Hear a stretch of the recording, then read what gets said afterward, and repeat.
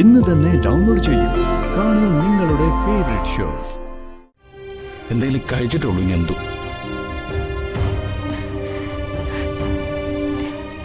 ജഗം വന്നല്ലോ. ജോത്സ്യം പറഞ്ഞത് 41 ദിവസത്തേക്ക് ആഹാരം പോലും എന്റെ കൈകൊണ്ട് കൊടുക്കരുതെന്നല്ലേ? ചന്ദ്രികാമ്മേ, ഇപ്പൊ പോകാൻ തിരക്കുണ്ട്. മനോജിന്റെ വീട്ടിൽ വന്ന് കണ്ടോളാം. ശരി, അങ്ങനെ ആയിക്കോട്ടെ. ശരി അമ്മേ. ശരി.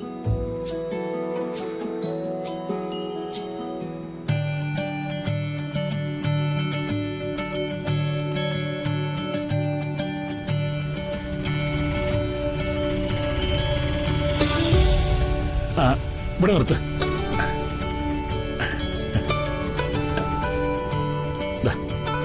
ചന്ദ്രു,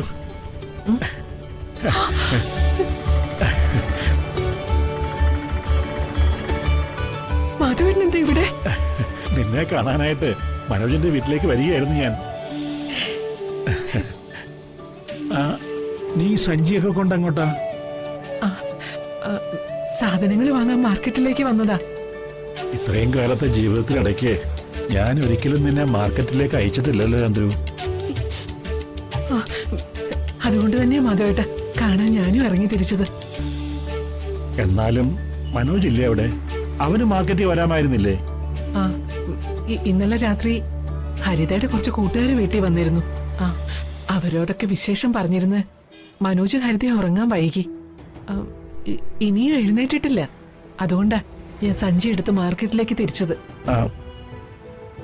ചന്ദ്രു, നീ ആകെ അങ്ങ് ക്ഷീണിച്ചു പോയല്ലോ. മാധവേട്ടനെ കാണാത്തതിന്റെ ക്ഷീണോ? കണ്ടല്ലോ, ഇനി ക്ഷീണമൊക്കെ മാറി ഉഷാറായിക്കോളും. മാധവേട്ടന് സുഖാണോ?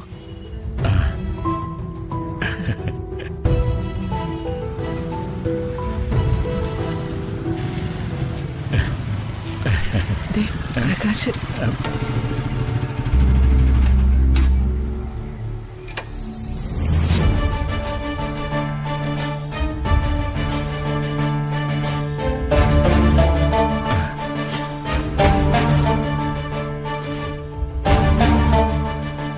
വീട്ടിൽ ചെന്നപ്പോ അച്ഛൻ പുറത്തുപോയിന്ന് പറഞ്ഞു. എന്റെ സംരക്ഷണയിൽ കഴിയുന്ന ആളല്ലേ അച്ഛൻ. എനിക്കാണെങ്കിൽ ഇരിപ്പുറച്ചില്ല. അതാ അച്ഛനെ തേടി ഇറങ്ങിയത്. എടാ, ചന്ദ്രുവിനെ പെട്ടെന്ന് കാണണമെന്ന് തോന്നിയപ്പോ എനിക്ക് ഇരിപ്പുറച്ചില്ല.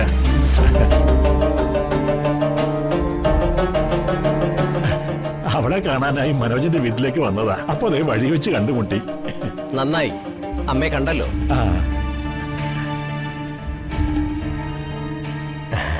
നിങ്ങൾക്ക് കാര്യമായി വിശേഷങ്ങൾ പറയാനും സമയം കിട്ടി അല്ലേ?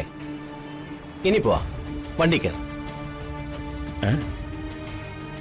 പോകാനോ? ഇവിടം വരെ വന്നിട്ട് മനോജിന്റെ വീട്ടിൽ കയറി അവരെ കാണാതെ പോകുന്നത് മര്യാദയാണോ മോനെ? പിന്നെ മര്യാദ. അച്ഛനെ അപമാനിക്കുകയും താറടിച്ച് കാണിക്കുകയും ചെയ്തവരാ ഹരിതയും മനോജുമൊക്കെ. ആ വീട്ടിൽ അച്ഛൻ ഇനി കാലുകുത്താൻ പാടില്ല. മകൻ എന്ന നിലയില് അച്ഛനെ നീ അപമാനിച്ചിട്ടുണ്ട്, കൊച്ചാക്കിയിട്ടുമുണ്ട്. എന്നിട്ടും നിനക്കൊപ്പമല്ലേ ഞാൻ താമസിക്കുന്നത്? എടാ, മനോജിന്റെ വീട്ടിലൊന്ന് കയറിയിട്ട് പോകാനെങ്കിലും. അങ്ങനെ എന്നെ ധിക്കരിച്ച് അങ്ങോട്ട് പോകാനാണ് തീരുമാനമെങ്കിലേ ആയിക്കോ. പിന്നെ പിന്നെ വീട്ടിലേക്ക് വരണമെന്നില്ല.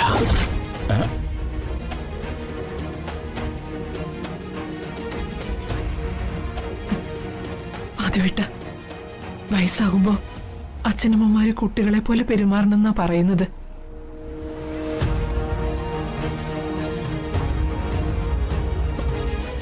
പ്രകാശിനെ അനുസരിക്ക്. നല്ല കുട്ടിയായി വീട്ടിലേക്ക് പോകും മാധവേട്ട.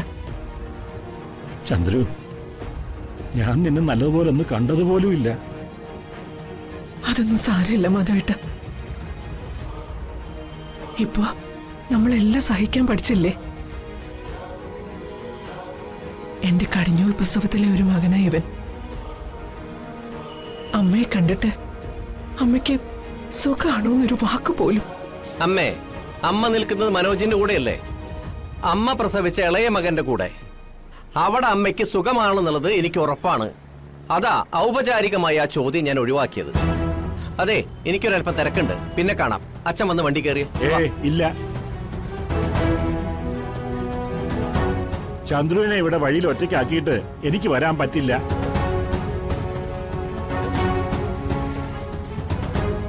ആ, നീ പൊയ്ക്കോ. ഞാനേ ചന്ദ്രുവിനെ മനോജിന് വീട്ടിലാക്കിയിട്ടേ വരുന്നുള്ളെന്ന്. അമ്മേ, എനിക്കൊരല്പം തിരക്കുണ്ട്. അമ്മ പറഞ്ഞാൽ അച്ഛൻ കേൾക്കും. ഒന്ന് പറയമ്മേ. ചെല്ല മാധവേട്ട, ചന്ദ്രു അല്ലേ പറയുന്നേ? ചെല്ലേ. ശരി.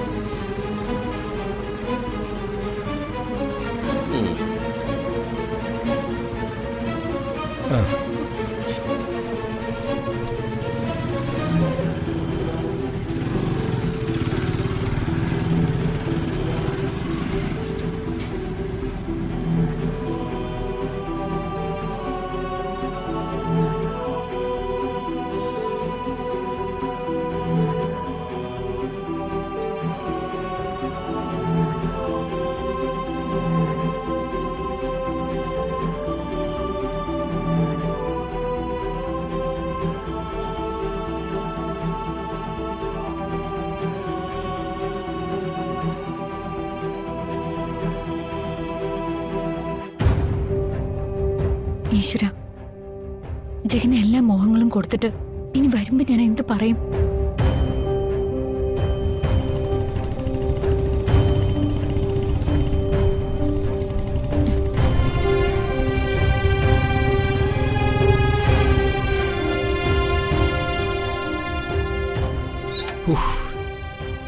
എന്തൊരു വിശപ്പ്! എന്തെങ്കിലും കഴിച്ചിട്ടുള്ളൂ ഇനി എന്തോ.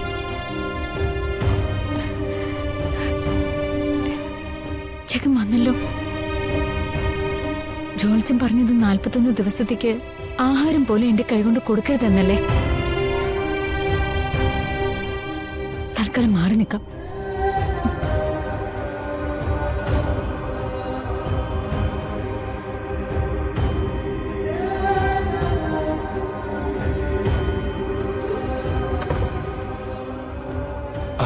വന്ദനേ, എന്തേലും എടുക്ക, നല്ല വിശപ്പ്.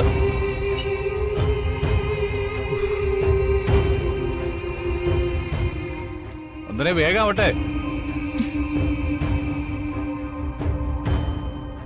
നല്ല വിശപ്പ്.